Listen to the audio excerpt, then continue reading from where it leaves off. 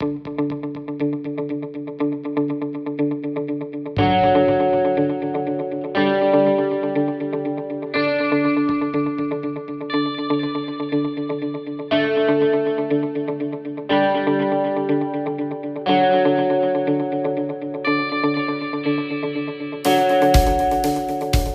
name is Julia Abdulbarova, and I have a unique opportunity to interview a very special guest from Mauritius, who is in London to share with us, with the world, a message. He is not just a meditation master, he is an enlightened being, a writer, a speaker, a scientist, and a friend. So could you please kindly introduce yourself to our viewers? I am Swami Paramananda. I'm a Mauritian. I'm a writer, and I teach meditation. Wow. Well, we also heard that there is a global mind transformation mission. Whole world is like a big family, and that big family is made of individuals. But in fact, the individual is yet to be born, because each individual now is a society in himself. Thus, the conflict and confusion that you see in society. So, it's just like, I'd like to take an example here. In Hindu festival, there is a beautiful symbolism called the Deepavali, where they light many lamps. So, if you light only one lamp, we cannot call it a Deepavali. Deepavali means rows of lamps. So, each individual conceals an inner lamp, which is there since eternity. It has no wick, no oil, and nothing to sustain it. So the purpose of human existence is to make that light shine brighter and brighter, so that it is spread everywhere in the form of love, peace, virtue. So the person himself becomes fulfilled. But if only one person becomes enlightened and is filled with that light, that wouldn't make big change in society. It will be only for that person. That person will be liberated, he will be happy, he will have fulfilled the purpose of his existence. So that's why I say we need as many enlightened people as possible. Thus the term global mind transformation. Now one thing, it's good that we understand that society comes from the mind. And if we go deeper, even the whole world comes from the mind. So if there's any change that should be undertaken, it is at the level of the mind, at the mental level. But what normally we do, we try to bring so many laws, so many doctrines and moral principles, and as contemporary society bears witness, it has not bring any change. On the contrary, the world has become worst, and present society is filled with people who are diseased. So my observation and understanding is that if we wish to create a better world, we need to bring a global mind transformation, meaning that each individual should go a radical mental transformation. Thus the term global mind transformation. You mentioned about being enlightened. Well, this is a very big word. My understanding, and those of masters in the past, spiritual being, people who have already been enlightened, is that every human being is more than 95% unconscious, which means that the greatest part of our being is in a great slumber. And consequently, the problems that we have in society, as we know today, which means that external factors is reacting with our unconscious mind, the unconscious layers of our mind, and creating all the troubles, all the crimes, wars, rapes, and all the known human conflicts. So to avoid all this, to eliminate all of this problem, we have to increase our level of consciousness. So by increasing the level of our consciousness, our life becomes just as the rising sun. When the sun rises on the horizon in the morning, it dissipates the darkness. So our life is in great darkness. And present society is a result of the darkness that we have inside us. So to become enlightened means to bring so much consciousness in our life that we realize that not only ourselves but whole life is consciousness. So enlightenment means to reach a point that the individual realizes that he is an infinite mass of consciousness, which is the essence of everything that exists. So consciousness is also the most subtle state of matter. So to become enlightened means to become more and more conscious until one realizes that one is nothing but consciousness. And out of that conscious state is born what we call virtue, is born the true person, is born the divine state, the spiritual state. And that is the true purpose of having a human body. So what is the way to that level of consciousness? How? We are mere common people. What's the way? That cannot come of its own. We need to undertake the discipline of meditation. And here when I say discipline, I don't mean impose discipline from outside sources. It's spontaneous discipline which is born when understanding dawns on the person. And the way is meditation. Meditation is a science which helps, it is a discipline, should I say, that helps to dissipate that unconsciousness that we have built up since our childhood. So the way, very simple, it is meditation. And meditation, it has to be understood, is a universal science. It has nothing to do with any religion whatsoever. It is, I repeat, a science of the inner world. So it consists of very systematic approach whereby the individual dissipates the inner darkness. How do we start meditation? Or where is there a proper teaching? And well, the first thing, one need to have the guidance of a master. Well, I don't really consider myself a master. I would rather call myself a friend who have gone through the experience, and I'm like a door. I'm willing to help those who are really thirsty. So the first thing, the guidance of a master, and the second thing, practicing methods that can lead to the meditative state. And here it's good that people understand that they shouldn't be scary of the discipline of meditation, because it doesn't require that you have to leave your house, family and children and live in a monastery. You can do it right in your daily life, but of course you'll have to devote some hours for the practice of meditation, because we have many techniques, breathing techniques and some therapies, but that wouldn't prevent you from living your material life. So first thing, you need to have a master. Second thing, his guidance, and I mean practicing under his guidance. And as you know, here in the UK, we already have a small group known as Desgas, and there are already people who are practicing meditation. And I come here twice a year, where I give discourses, techniques, and personal contact to guide sincere seekers on the path of meditation. Thank you. We actually we also know that you are a prolific writer and a speaker. So there are some amount of books that you have already published, and there is some specific event that you made your appearance.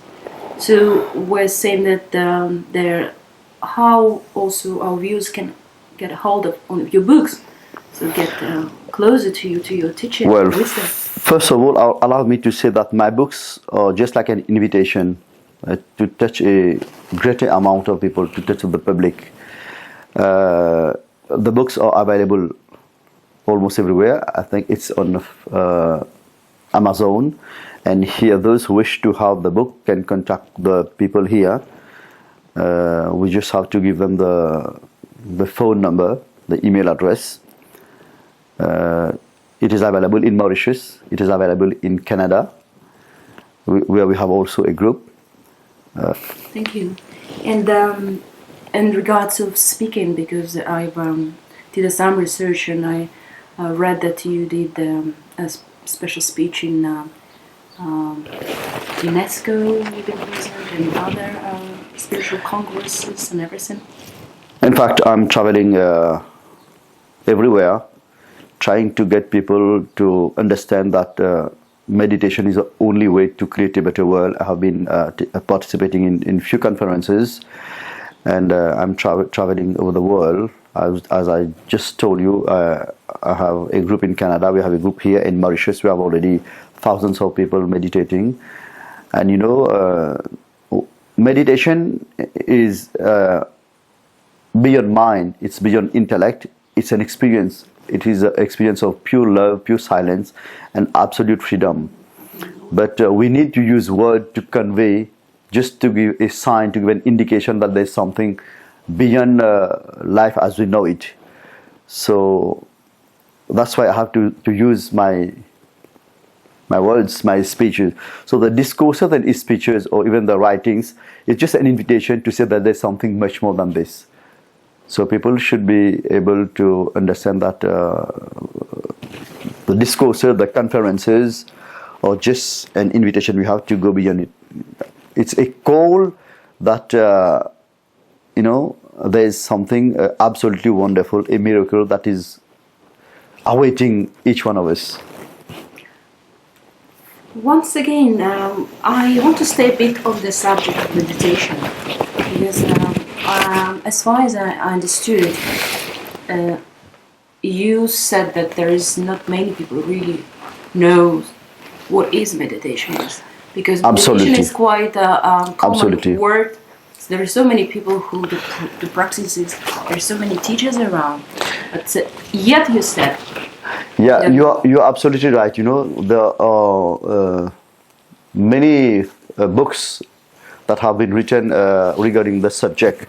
There are many people who are even trying to meditate and teach meditation, and I can understand that, because people have started to get fed up with material life, because they have become frustrated. So they are looking for something that is really different, that can give them inner peace, everlasting bliss, freedom, and more relaxation, because contemporary style of living is really very stressful and strainful.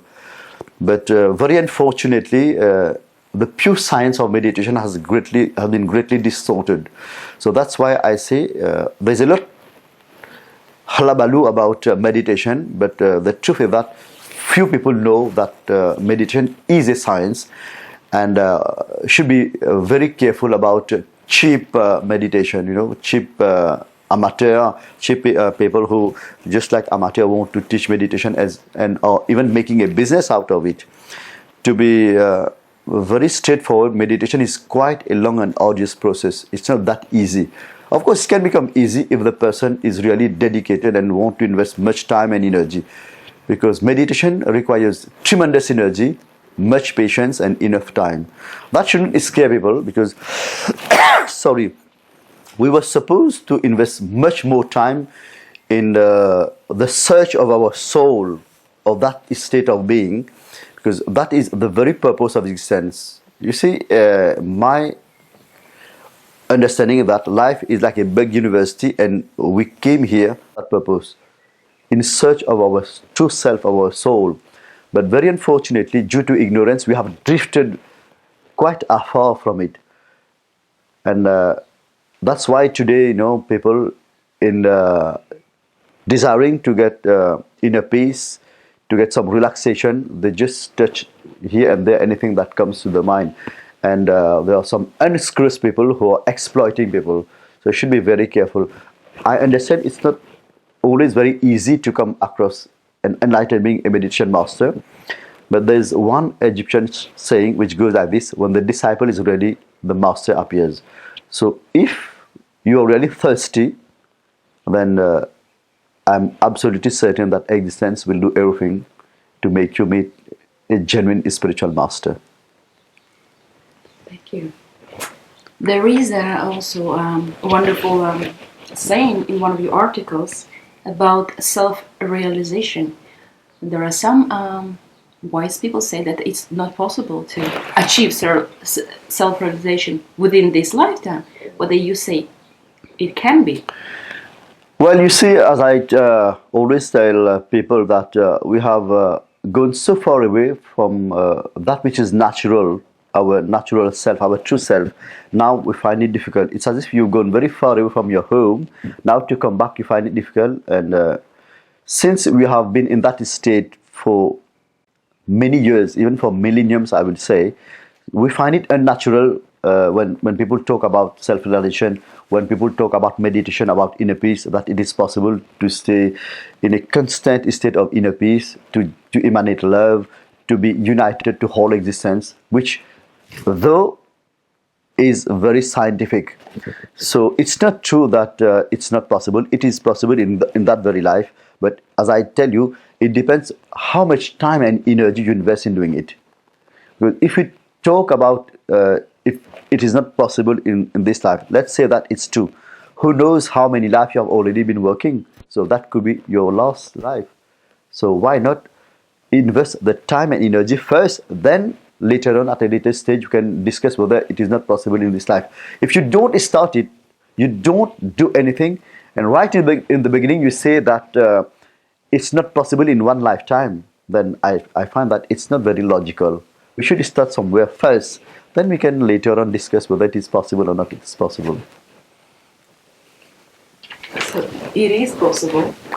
And there is something from myself, and it's touched me really deep. In one of your articles, actually it's called "Only Meditation Can Save the World." It says meditators cannot be manipulated, emotionally blackmailed, or made to blindly follow the religion made by the man. So that is really was so liberating. So you planted a seed inside of me, seed of freedom and self-worth, which is, I think, most of the people now at 21st century feels that they need to be liberated. First of all, I'm very happy for you. I'm very glad. Second is that when I say that only meditation can change the world, I mean that only a change in attitude, a change in the mental setup can change the world, because all the diseases, all the problems, all the conflicts and confusion that exists in society today, it emanates from the mind. So if we want to bring a change, we have to change our mind. So when I say that only meditation can change the mind, I want to say that only an expansion of our consciousness, which dissipates or transforms the inner darkness, can change the world. So it's something very simple and scientific, you know. So when I'm saying that only meditation can save the world, I'm not saying that I can save the world or any other prophet can come and say, okay, I'm here, I'm a prophet, I'm going to change the world. Such is not the case. I mean, the person should make a choice to change his mind, and that is possible. And here, allow me to add that, you know, now even psychology says that the unconscious contents of our being, of our mind, from where originates all our habits, our obsessions, our, you know, all the mental problem can be transformed. But psychology doesn't say how. But the mystic, the spiritually enlightened being say, yes, there is a way, and that way is the practice of the science of meditation. So definitely and naturally, only meditation can save the world. By saying that, I'm saying that only when the inner sun dawns, that there can be light all over the world. And when I say light, I'm saying the light of love, the light of consciousness, the light of freedom, you know, and the light of virtue, and so on and so forth. We are in the presence of enlightened master. Once again, what is, why exactly a guidance of enlightened master is must when you start? Very good question indeed. You know, in life, for everything you need guidance. When you were born, if you were left alone all by yourself, you wouldn't survive. When you go to school, you need a teacher for coaching. When you go in a new work, you need some help from your colleagues, from your boss. For everything in life, you want to drive, you need guidance, somebody to teach you how to drive. Now try to imagine you are going into the inner world. You are going towards the unknown, a land about which you have absolutely no knowledge. So why not? So that's why the guidance of a master is of paramount importance. And also, I will say, when you start on that adventure, the spiritual adventure, the meditative adventure, there are lots of experiences that you come across. So only a master will be able to tell you that you have to ignore this, you have to take care about this. There are so many people, don't do this, do that. So I would advise you to go in this way. Otherwise, you run the risk of getting lost and and get stagnating and believe that you have reached the destination. There are so many things that come out because meditation is like churning of an ocean. The ocean of your mind and your heart and even the body will be churned. There are so many things that will come that only a person who has the energy and the intelligence will be able to help you. And we have also heard about an amazing yearly event in next year, 2012, at London Meditation Center. With your leadership, is going to host a mass meditation event. I want to ask this specific question: why is mass? Well, let me first say a few words about 2012. What will happen exactly? But one thing, the way people are living, I'm afraid if we continue on the same trend, one day we run the risk of annihilating the whole of the human race with all the nuclear weapons, with the global warming, with all the madness and stupidity in which people are indulging.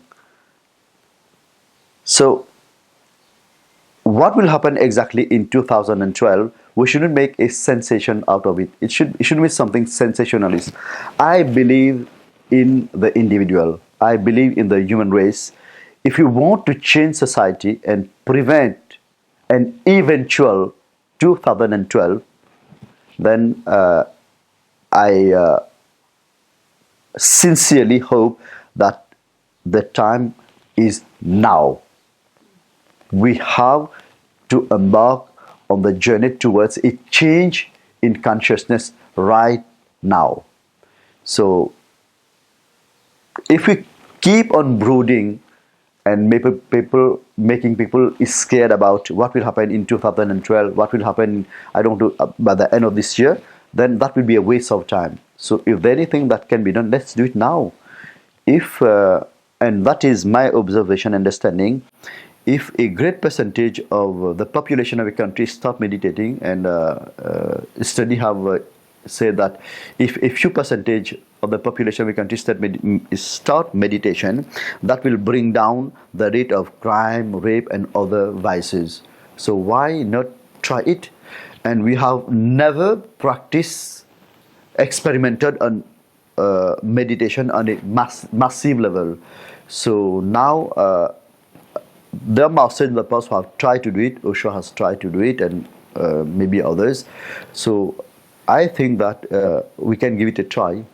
And I have started in Mauritius. It has been very successful. So I want to do it here, and why not over the whole world? How many people and what is the agenda of this event? Well, we are planning to have a mass meditation in the UK in the following years, and we want to have as many people to come to this meditation, and there I will teach a very specific dynamic method of meditation. There are so many passive methods of meditation, but for contemporary society, because of all the rubbish and madness that we have collected inside, to churn them out and then transform the mind, I think we need something very powerful. So I have devised a method of meditation called the rebirth therapy, whereby we practice very intensively, and to bring out about the unconsciousness that you have collected since childhood and many years, and then to transform them. And if a great amount of people practice this technique on a regular basis, then I have no doubt that it will be a very great and positive change in our society. We have already scheduled one for Canada in this year around the month of September. Yeah. And what would be the approximate date, a month for London? Well, for London, I think it will be around July next year. Thank you so much for your wisdom you shared with us. The pleasure was mine. Thank you very much. I have just one last question. Please go ahead. Do you have anything pre-planned for coming months? So in case if our viewers want to contact us. Well, as I course. told you, I come to the UK twice a year for the purpose of discourse and teaching meditation techniques. As I told you, we already have a group here, and they'll organize discourses each time I come. So this year, once again, I'm coming in the month of September for meditation session, and we shall also have a retreat, a spiritual retreat, which will last for 3 days. Retreat? Yeah. Could you just give us a slightly more details? Well, to progress in meditation, it's very important that the seeker, the disciple, stays quite long with the master. And since I come here only twice a year, because I spend most of my time in Mauritius, so I'm giving opportunity to people who really want to meditate to spend much more time, so that we can meditate together under my guidance. I will have more time to ask questions, and we are going to experiment on different techniques, so that it can usher them more easily, more quickly into the meditative state. Thank you. Thank you very much.